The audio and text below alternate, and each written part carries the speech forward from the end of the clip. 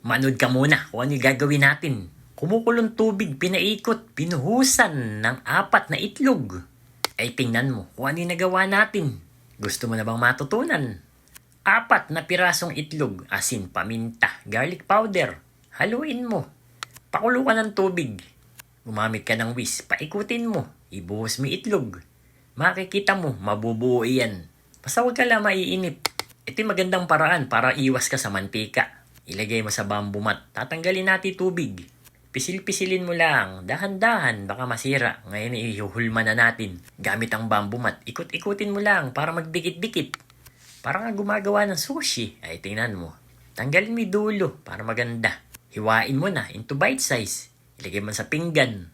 Pagandahin mo na. Lagyan mo ng mayonnaise. Spring onion. Tapos ipanghuli hot sauce para maganda yung kulay. Kunin mo na yung chopstick mo.